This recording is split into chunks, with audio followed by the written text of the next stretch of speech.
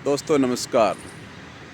जीवन का एक क्वेश्चन है कि इंसान भागता है, बैरागी होता है, दुनिया से अपने आप से भागता है, या इस संसार में रहकर ही जीवन को समझ के और यहीं जीते जी जीवन में रहते ही मुक्ति पाता है। मत सभी सही हैं।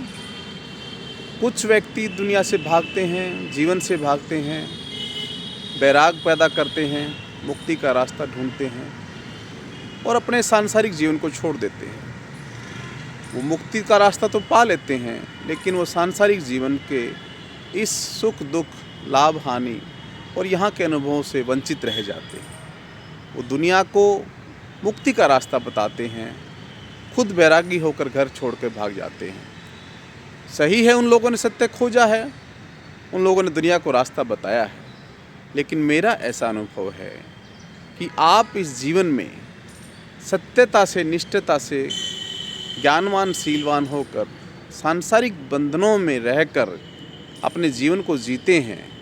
इसमें ईमानदारी से कष्ट भोगते हैं, सुख भोगते हैं, एक अच्छी नीयत और नीति से मानवता के साथ में हर सुख दुख को जीते हैं। वहाँ आपकी चतुराई और आपकी होशियारी ज़्यादा नहीं होनी चाहिए। उसके अंदर एक आपके अंदर नैतिक और मानवीय ज़िंदगी जीने का आदर्श होना चाहिए। कितने ही बड़े संकट आते हैं, अगर आप निस्वार्थ भाव से, आप सच्ची लगन से, ईमानदारी से अपने जीवन यापन कर रहे हो तो सारी मुसीबतों से पार हो जाता है। इस जीवन में रहकर ही आप बैराग बन सकते हो, बैरागी बन सकते हो। बैरागी बनने के लिए जीवन छोड़ना, घर छोड़ना ज़रूरी नहीं है। आपको इस जीवन में रहकर भी वो बैराग पैदा कर सकते हो। तो सांसारिक बंधनों को इस जीवन में रहते रहते आपको मुक्ति का रास्ता दिखा सकते हैं। बैराग किस चीज़ का होना चाहिए? बैराग आपके जीवन में आपके अंदर जो विकार हैं उनको ख़त्म करने का होना चाहिए, आपके अच्छे संस्कार पैदा करने का होना चाहिए।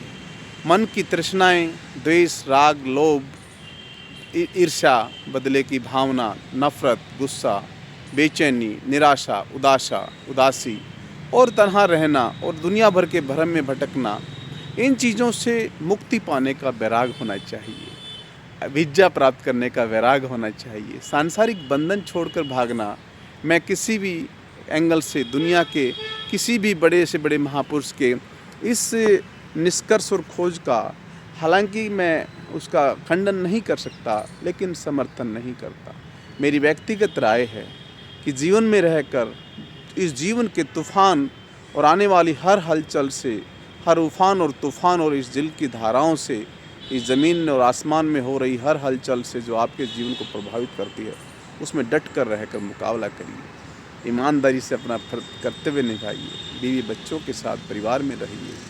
आपको एक समय आएगा, अगर आप सच्चे और ईमानदार हैं, जीवन में कष्ट तो आ सकते हैं, दुख तो आ सकते हैं, लेकिन आप हारेंगे नहीं। आपका अंततः जीवन सुख में होगा, आपका अंततः जीवन प्रज्ञावान होगा।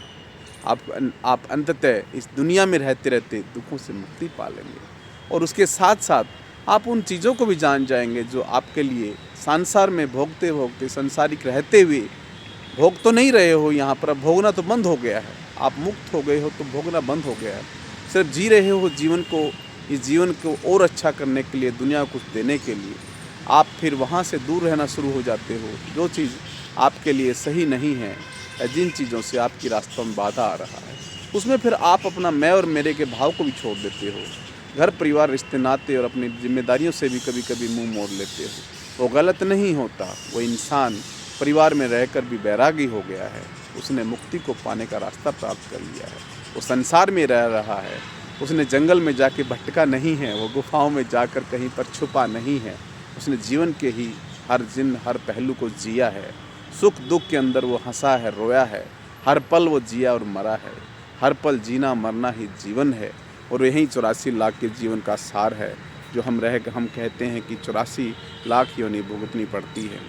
कबीर ने तो यहाँ तक कहा है कि एक दिन में 84 योनि भोगनी पड़ती है। हर क्षण जो एक पल गया, नया जीवन बना, वो एक आपका जीवन है। तो ऐसे जीवन जीने का एक उद्देश्य एक बहुत ही सत्पुरुष या एक बुद्धिमान व्यक्ति ही कर सकता है। इसमें कहीं ना कहीं आपके पुराने आदर्श और कर्म और संस्कार भी काम आते हैं।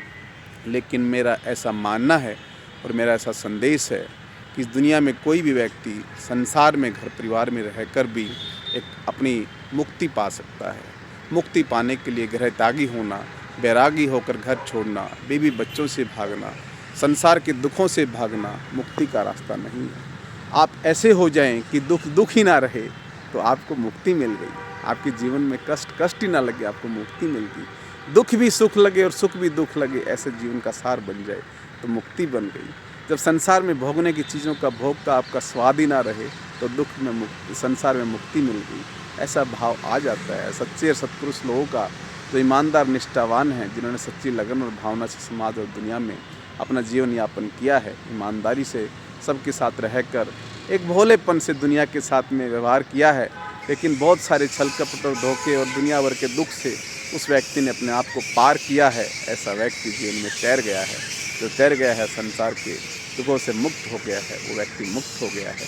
तो मेरा ये मानना है, भागना सत्य नहीं है। दुनिया के दुखों से घर से भागना, बैरागी बनना इस जीवन का अर्थ नहीं है। जीवन में आए हो, डटकर मुकाबला करो, चुनौतियों का सामना करो, घर परिवार में रहो, जिम्मेदारी निभाओ, ईमानदारी से शीलवान और बुद्धिमान विवेकवान होकर प्रज्ञावान बनो। दुनिया के सांसारिक भोगों का त्याग करो, दुनिया में कष्ट को जीतो और अपने आप को इस जीवन के लिए, पूरे ब्रह्मांड के लिए, पूरी प्रकृति के लिए एक श्रद्धावान इंसान बनाकर सबके कल्याण में कहीं न कहीं सार्थक, उनके लिए लाभ में उनका साथी बनो। यही जीवन है, यही सत्य है। सबका मंगल हो, सबका मंगल, सब प्राणी खुशी रहे, सब प्राणी खुशी रहे। नमस्कार, नमस्कार साथी।